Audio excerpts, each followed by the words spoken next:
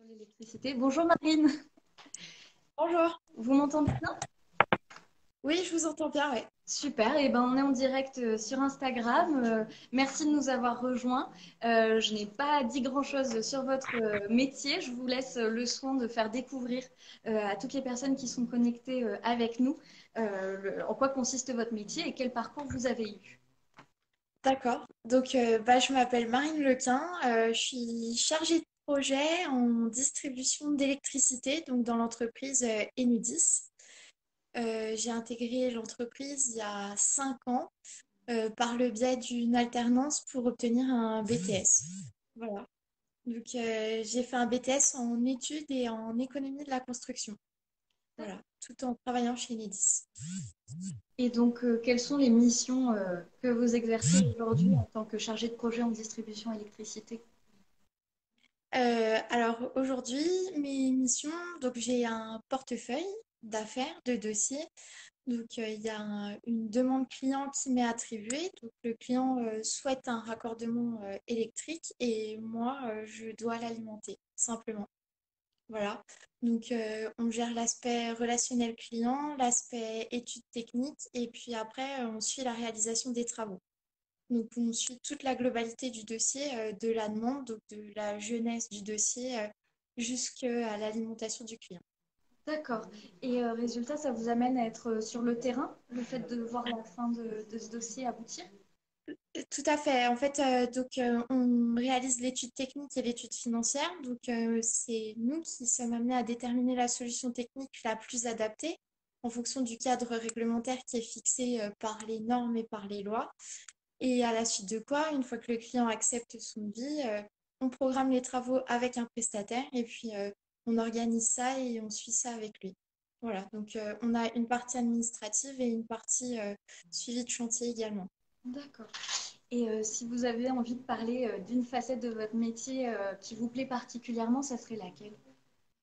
Ce serait l'indépendance et la liberté que le métier nous offre. Aujourd'hui, moi j'ai un panel de clients, donc il y a des dossiers qui me sont attribués. Je suis en corrélation avec mon chef d'équipe, bien sûr, en interaction quasi quotidienne. Mais par contre, c'est pas lui qui va dicter mon emploi du temps. D'accord. Donc voilà. La gestion administrative et la gestion des rendez-vous, elle est à la main du chargé de projet. Donc je suis libre de mon emploi du temps. D'accord, en effet, ça doit être super agréable. Et est-ce que vous êtes une des seules femmes dans votre équipe?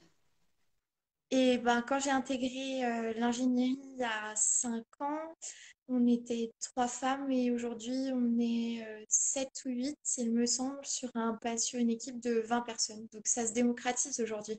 Ouais, c'est chouette, c'est positif de voir Oui, oui. que ça avance, qu'il y a une ouverture qui se fait. D'accord. Et est-ce que vous voulez nous en dire un peu plus sur peut-être est-ce que vous travaillez en équipe? Vous avez une grande autonomie, mais est-ce que vous êtes beaucoup en lien avec vos collègues? Comment ça se passe? Oui, en fait, vous êtes indépendant et assez libre de gérer votre emploi du temps comme vous l'entendez, mais la condition, c'est que vous avez besoin des autres pour apprendre et c'est quotidien, c'est permanent. Vous n'êtes jamais confronté au même dossier, jamais au même problème. Donc, vous avez besoin des autres pour vous éclairer, quoi. Donc, malgré tout, la solidarité est de mise quand on est chargé de projet. Il y a forcément quelqu'un qui saura répondre à votre question. Alors justement, j'en profite pour rebondir parce qu'il y a une question sur le chat. Est-ce qu'il y a un parcours professionnel particulier à faire et des diplômes à avoir pour intégrer ce métier? Eh bien, moi, j'ai intégré l'ingénierie par le biais d'un BTS en alternance en études et économie de la construction. Donc, c'est la formation qui m'a été proposée par l'entreprise, en fait, pour devenir chargée de projet. D'accord, Et je sais également qu'il y a des alternants qui font des BTS en électrotechnique aussi. d'accord. Voilà. Ok, chouette. Alors, moi j'ai une question. Est-ce que vous prenez des stagiaires déjà dans votre entreprise sur votre poste? En alternance, oui, pour une durée de 2 ans, dans le cadre d'un BTS, effectivement, oui. D'accord.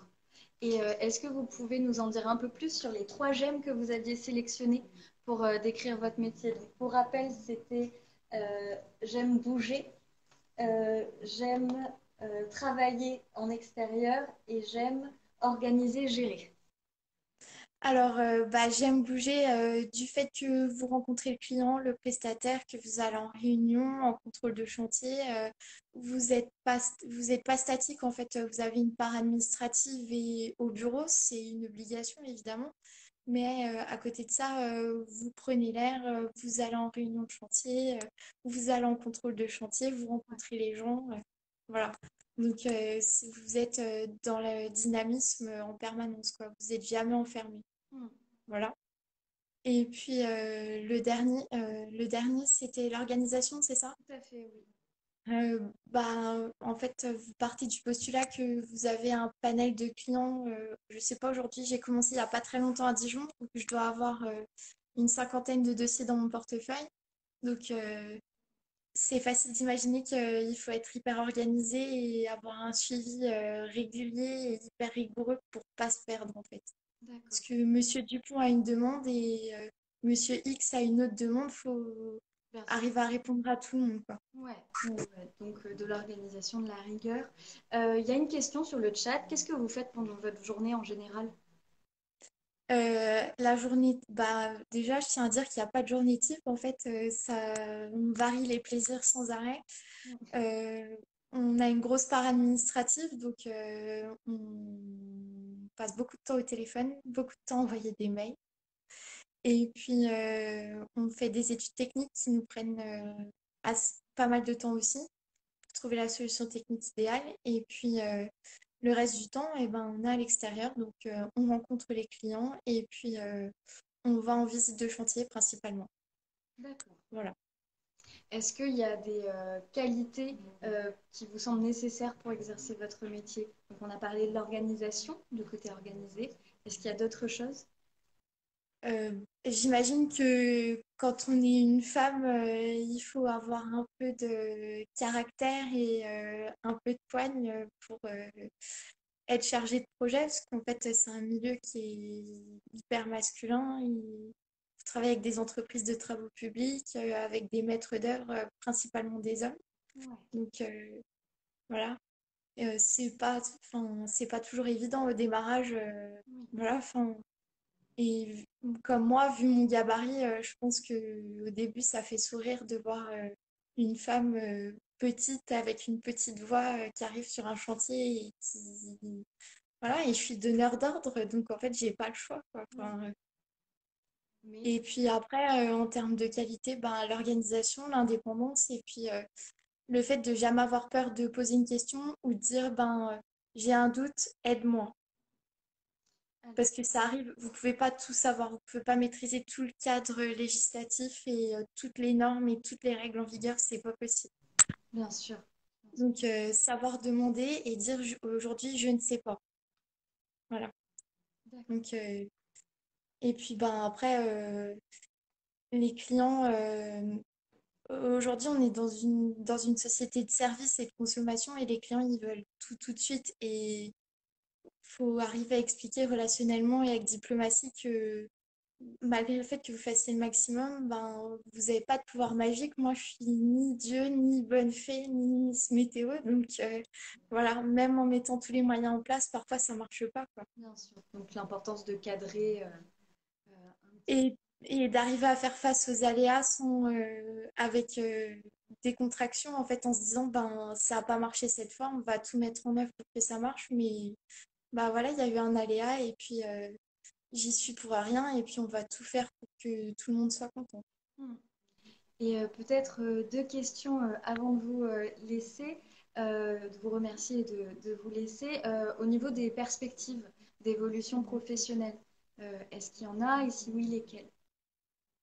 Alors, vous, comme au démarrage, donc vous êtes chargé de projet junior, entre guillemets. Donc après, en termes de perspective, vous passez en senior, donc vous traitez deux typologies de dossiers. Et puis après, vous gravissez les échelons, donc vous pouvez devenir référent, chargé de projet. Donc c'est que vous avez un panel de connaissances et une expérience suffisante pour pouvoir guider vos collègues. Et puis par la suite, responsable d'équipe, pourquoi pas.